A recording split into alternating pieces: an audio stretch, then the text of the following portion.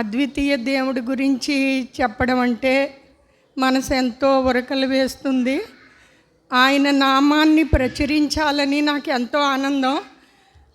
కానీ పరిస్థితులు బట్టి నేను కొంచెం చెప్పలేకపోతున్నాను. ఏదో కొద్దిగానైనా చెప్పాలి అనేటటువంటి ఆకాంక్ష ఉంది కాబట్టి కొంచెం మాటలు మీతో పంచుకుంటాను. అద్వితీయమైనటువంటి మహిమ స్వరూపుడు, సర్వాంతర్యామి అయినటువంటి ఆ యెహోవా తండ్రి, యేసుక్రీస్తు కుమారుడు, పరిశుద్ధాత్ముడికి వందనాలతో మీ అందరికీ కూడా నేను చెప్పేది ఏమీ లేదు. మనందరం కూడా ఆ దేవదేవుని యొక్క రెక్కల కింద పరచబడి ఉంటున్నాం.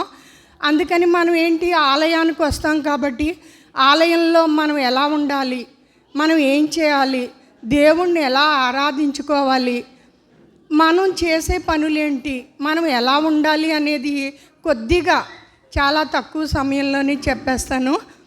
మరి ఏమైనా పొరపాట్లు ఏమైనా ఉంటే క్షమించండి. పరిపూర్ణ మానవత్వం మూర్తీభవించినటువంటి ప్రభువు మన దేవుడు మహిమ పరుడు. ఆయన తప్ప మనకి వేరొక దేవుడు ఉండకూడదు. ప్రతి ఆదివారం కూడా చర్చికి కంపల్సరీ రావాలి. ఆరాధన అనగానే మనం ప్రతిరోజు ప్రార్థించుకోవాలి. ప్రతిరోజు ఉదయం సాయంత్రం. మీకు తెలియనివి కాదు, కానీ ఒక్కసారి నేను గుర్తు చేస్తున్నానంతే. దేవుని మీద ఉండేటటువంటి భక్తి విశ్వాసాలు, మమకారము, అవి నాకు చెప్పాలి, మీకు ఒక్కసారి మర్చిపోతే మీకు గుర్తు చేయాలని మాత్రమే నేను ఈ ప్రయత్నం. ఉదయకాలము సాయంకాలము కీర్తనలు సామెతలు కంపల్సరీ.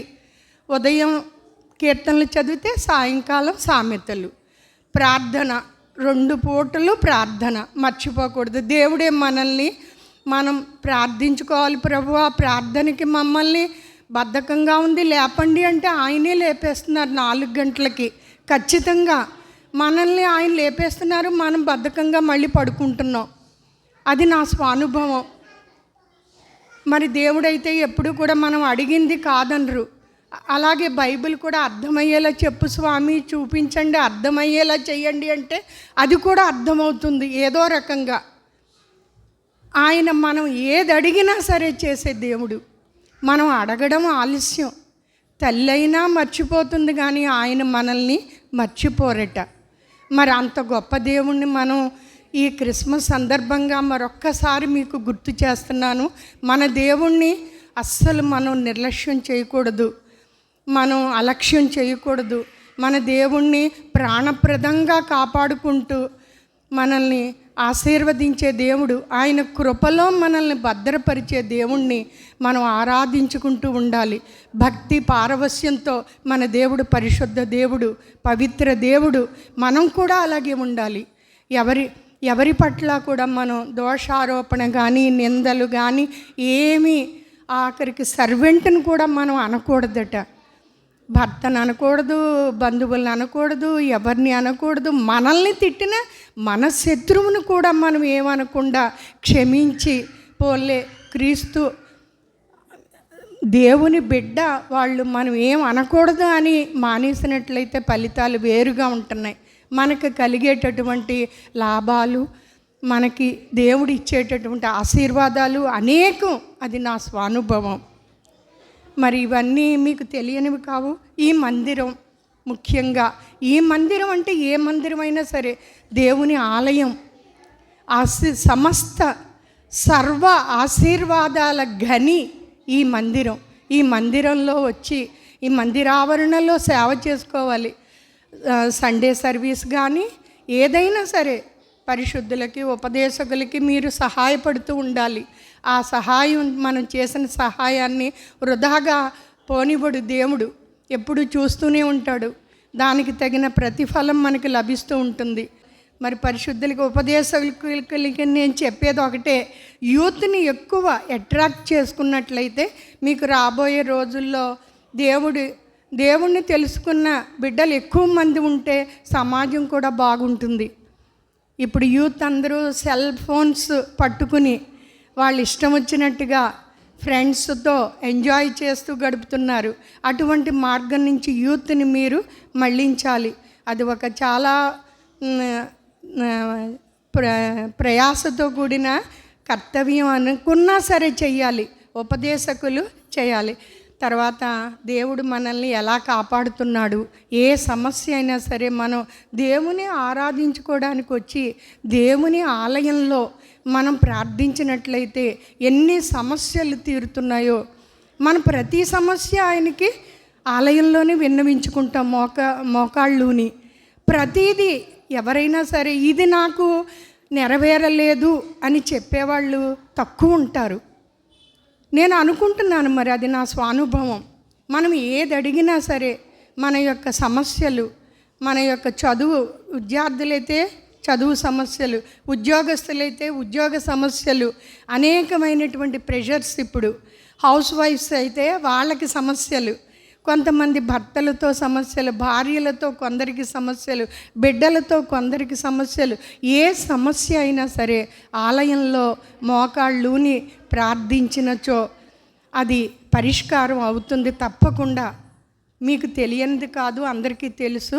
కానీ మరొక్కసారి నేను గుర్తు చేస్తున్నాను, చాలామంది మనల్ని భయపెట్టే వాళ్ళు ఉంటారు, బాధ పెట్టేవాళ్ళు ఉంటారు, బెదిరించే వాళ్ళు ఉంటారు, హీనంగా చూసేవాళ్ళు, దూషించేవాళ్ళు అనేక మంది. ఉద్యోగస్తుల్లోనే ఎంతోమంది ప్రెషర్ తట్టుకోలేక ఆత్మహత్యలు చేసుకునేవాళ్ళు ఎంతోమందిని నేను వింటూ ఉన్నాను.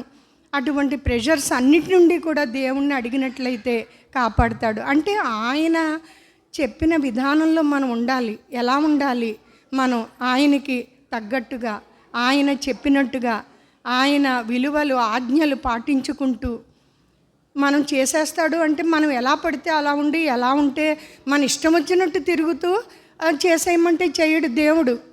మరి ఆయనకు తగ్గట్టుగా క్రమశిక్షణతో ఆయన ఆజ్ఞలు పాటించుకుంటూ, నెరవేర్చుకుంటూ, ఆయన శాసనాలు నెరవేర్చుకుంటూ, ఆయన చెప్పినవి మనం బైబిల్ చదువుకుంటున్నప్పుడు మనకు తెలుస్తూనే ఉంటాయి. ఆయన వాక్యానుసారం మనం జీవించాలి. బైబిల్ చదువుకుంటున్నామంటేనే వాక్యం, వాక్యం అంటేనే దేవుడు, దేవుడు అంటేనే ఆయన చెప్పిన ఆజ్ఞలు. ఆ వాక్యానుసారం మనం నడుచుకున్నట్లయితే ప్రతి కోరిక నెరవేరుస్తారు దేవుడు.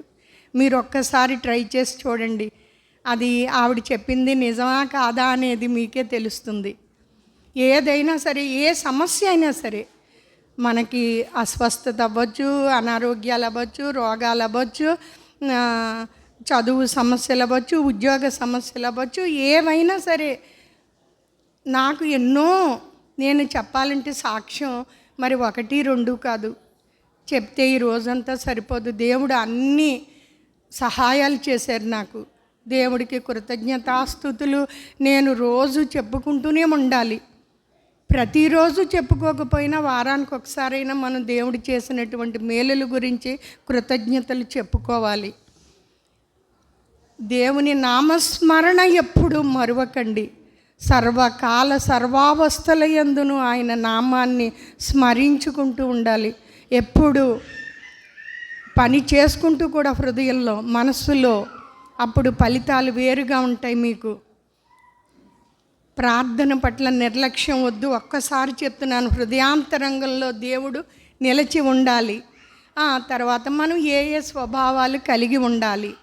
ఎక్కువగా దేవుడు ప్రేమ గురించి, ప్రేమ తత్వం, దేవుడే ప్రేమ, ప్రేమే భక్తి. కాబట్టి మనం అందరి పట్ల ప్రేమతో ఉండాలి, ఆప్యాయత కలిగి ఉండాలి.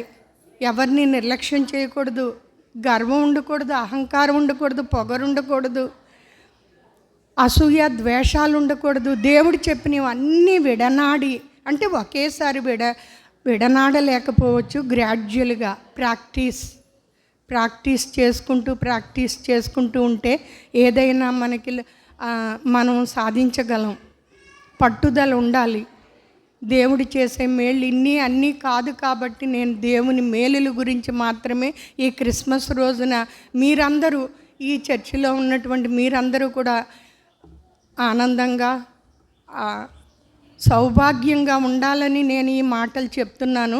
క్రిస్మస్, ఈ సంవత్సరం క్రిస్మస్ మీకు ఏమి ఇచ్చింది, ఏమి ఇవ్వబోతుంది, లెబనోను శిఖరం మీద మిమ్మల్ని కూర్చోబెట్టబోతున్నాడు ఆ దేవుడు. మీరు తలంచుకుని ఆనందించుకుని ఆస్వాదించండి. రాబోయే మేలులు, రాబోయే మంచి శుభ పరిణామాలు ఏమిటి, ప్రభువు నాకు ఏమిస్తున్నాడు, నాకు ఏం మేలు చేస్తున్నాడు. మేలు చేస్తేనే మన దేవుడు కాదు. ఒక్కొక్కప్పుడు మేలులు లేట్ అవ్వచ్చు, ఏం కంగారు పడకూడదు, వెయిట్ చేయాలి. అబ్రహాము 100 సంవత్సరాల వరకు బిడ్డల కోసం వెయిట్ చేశాడు. మన బైబిల్ చూసినట్లయితే మనం ఎంతంత వెయిట్ చేయాలి. దావీదుని ఎలాంటి వాడిని ఎంత ఎత్తుకు ఎదిగించాడు. యోహానుని మీకు తెలుసు, అన్నీ నేను చెప్పక్కర్లేదు. మీకందరికీ నాకంటే మీకు ఎక్కువ తెలుసు. నాకు తెలిసింది చాలా తక్కువ, మీకంటే తక్కువే. జ్ఞానం వివేకం కావాలని దేవుణ్ణి అడగాలి. జ్ఞానం ఉండాలి, మనకి వివేకం ఉండాలి, సహనం ఉండాలి, శాంతి ఉండాలి, సమాధానం ఉండాలి. పవిత్రత, పరిశుద్ధత ఎప్పుడూ మర్చిపోకండి. ఈ చర్చిలో ఉన్న వాళ్ళు ఎవరు కూడా ఆ 2 మెయిన్. మన దేవుడిలో ఉండే ప్రత్యేకత పరిశుద్ధత, పవిత్రత. మన దేవుడు పరిశుద్ధ దేవుడు, పవిత్ర దేవుడు. ఆయన పుట్టుకలోనే ఉంది కాబట్టి అది నేను ప్రత్యేకించి మీకు ఎంఫసిస్ చేసి చెప్పక్కర్లేదు. అది మనలో ఉండకూడనివి ఏంటంటే కోపం ఉండకూడదు, క్రోధం ఉండకూడదు, అసూయ ద్వేషాలు ఉండకూడదు. ఎన్నిసార్లు చెప్పినా అవే చెప్తాడు మన దేవుడు. ధనాపేక్ష ఒక్కటి సర్వ అనర్థాలకి మూలం. ధనాపేక్ష. మనం పుడతాం, ఏమీ లేకుండా పుడతాం, ఏమీ లేకుండా వెళ్ళిపోతాం. ఈ మధ్యకాలంలో ఒక స్టేజ్ మీద మన యొక్క నటన ఈ జీవితం. ఆ నటించే రోజుల్లో మనకి తినడానికి తిండి, బట్ట, గృహము దేవుడు తప్పకుండా ఇస్తాడు. ఆయన ఆరాధించుకునే వాళ్ళకి ఈ 3 లోటు చెయ్యడు. సాధారణంగా ఎవరికి లోటు చెయ్యడు. ధనాపేక్ష సమస్త కీడులకు మూలమని మీకు తెలుసు. ఆయన కృప మిమ్మల్ని రక్షిస్తుంది. మరి మన ఇంటికి యజమాని యేసు, మన బిడ్డలకి తండ్రి యేసు, తల్లి కంటే మనల్ని ప్రేమించేవాడు యేసు, మన బిడ్డల సమస్యలన్నీ తీర్చేవాడు యేసు. బిడ్డల కోసం తల్లిదండ్రులు అనుక్షణం ప్రార్థించాలట. మరి అది మర్చిపోకండి. బిడ్డలు ఉన్న తల్లిదండ్రులందరూ కూడా ఎప్పుడూ కూడా దేవుని సన్నిధి వేడకూడదు. పరిశుద్ధులకు, సంఘానికి సేవ చేయడం, సహాయం చేయడం మర్చిపోకూడదు. మెయిన్ యూత్కి ఇది. యూత్ తక్కువగా ఉన్నారు, యూత్ లేరు. ఎప్పుడైనా మరి ఈ చర్చికి వచ్చినప్పుడు మరి ఎక్కువ మంది యూత్ కనిపించాలి. యూత్ని ఎంకరేజ్ చేయాలి. పరిశుద్ధులు ఇద్దరికీ నేను నా అనుభవంగా చెప్తున్నాను. అంధకారాన్ని తొలగించేటటువంటి దేవుడు మనకుండగా మహోన్నత చక్రవర్తి, పైగా ఆయన ఆరోగ్య ప్రదాత, ఆరోగ్యాన్ని సమకూర్చేవాడు. అనారోగ్యాలు, రోగాలు ఉంటే తీసి పారవేస్తున్నాడు. ఎటువంటి కఠిన రోగాలైనా సరే ఆశ్చర్యంగా మనల్ని విడుదల చేసి బయటికి ఆరోగ్యంగా పంపిస్తున్నారు. దానికి మా కుటుంబాలు ఎన్నో ఉదాహరణలు ఉన్నాయి మా కుటుంబంలో చెప్పాలంటే. మరి అవన్నీ చెప్తూ ఉంటే ఇప్పుడు సరిపోదు. తర్వాత అపవాది శోధనలు, సాతాను శోధనలు కూడా మనకి లేకుండా చేసే దేవుడు మన దేవుడు. ఆఖరికి అపవాది చేత కూడా మనల్ని శోధించకుండా కాపాడే దేవుడు. ఆయన రెక్కల కింద మనం భద్రంగా ఉండగలం. రాబోయే రోజులు, ఇంకా కరోనా వచ్చింది, ఇంకా ఎంతంత కఠినమైన రోజులు రాబోతున్నాయో, కఠినమైన రోగాలు రాబోతున్నాయో, మనం అందరం అప్రమత్తంగా ఉండాలి. దేవుణ్ణి మర్చిపోకూడదు. ప్రతిరోజు దేవుణ్ణి ఇంతకు ముందు కంటే ఎక్కువగా నిబద్ధతతో, భక్తితో ఆరాధించుకోవాలి, భక్తితో ప్రార్థించుకోవాలి. ఉపవాసాలు చేయగలిగే శక్తి ఉన్న వాళ్ళు ఉపవాసాలతో ఆరాధించుకోవాలి అని మనవి. షుగర్ పేషెంట్స్ అయితే ఉపవాసం ఉండలేరు, వాళ్ళకి ఆ అదృష్టం లేదు. మరి షుగర్ లేని వాళ్ళందరూ కూడా మీరు వీక్లీ వన్స్ కానీ ఉపవాసం ఉండి తప్పకుండా దేవుణ్ణి ఆరాధించుకుంటూ మీకు కావలసినటువంటి మీ అవసరాలు దేవుణ్ణి అడిగి తీర్చుకోవాల్సిందిగా నేను ఇవాళ మీకు విన్నవించుకుంటున్నాను ఒక అనుభవజ్ఞురాలిగా. మరి నిత్య జీవం మన పరలోకం కావాలి మనకి. దేవుడు మనం ఇదంతా అయిపోయిన తర్వాత మన లైఫ్ అంతా ఎవరి కోసం, దేనికోసం, ఎందుకోసం బతుకుతాం అయిపోతుంది. చివరి మన దేవుడు, మన దేవాది దేవుడు యెహోవా దేవుడు, యేసుక్రీస్తు దేవుడు యెహోవా ప్రక్కన కూర్చుని మన కోసం ఆయన శిలువ శ్రమలు అనుభవించి ఆయన పరలోకంలోకి మనందరినీ తీసుకువెళ్ళడానికి నిత్యం ఆయన్ని అడుగుతూ, ప్రార్థిస్తూ, వేడుకుంటూ ఉంటున్నారు. కాబట్టి మనం కూడా ఆయనతో పాటు మనం వెళ్ళడానికి మనం కూడా మన ప్రయత్నం మనం చేయాలి. పరలోకంలోకి వెళ్ళడానికి రాకడ దినాలలో ఆయన్ని ఎలా మనం పొందుకోవాలి, రాకడ దినాలలో పరలోకానికి వెళ్ళడానికి మనం ఏం చెయ్యాలి, అవన్నీ కూడా మనం సాయశక్తులా చెయ్యాలి. ఏం చేస్తే వెళ్తాం మీకు తెలుసు, నేను చెప్పక్కర్లేదు. అవన్నీ మీకు ప్రతి వారం మీ ఉపదేశకులు ఎవరు చెప్తారు. అందుకని మీరందరూ కూడా దేవుని పరిచర్యల్లో ఉంటూ, దేవుని మందిరంలో ఉంటూ, దేవుని ఆరాధించుకుంటూ, బైబిల్ భక్తి శ్రద్ధలతో చదువుకుంటూ, వాక్యానుసారం బ్రతుకుతూ, దేవుడికి సమర్పించవలసినవన్నీ మన హృదయపూర్వకంగా సమర్పించుకుంటూ, మీరందరూ కూడా సుఖ సంతోషాలతో, మీ కుటుంబాలతో, మీ బిడ్డలతో, మీ బంధువులతో, మీ యొక్క ఉద్యోగాలు కానీ, మీ యొక్క పనిపాటలు కానీ అన్నిటిలోనూ వర్ధిల్లాలని కోరుతూ, ఈ క్రిస్మస్ సందర్భంగా మీ అందరూ కూడా మేము పిలిచిన వెంటనే పరిశుద్ధులు, ఉపదేశకులు మీరందరూ వచ్చి ఈ కార్యక్రమాన్ని శుభప్రదం చేస్తున్నందుకు మీ అందరికీ నా హృదయపూర్వక వందనాలు.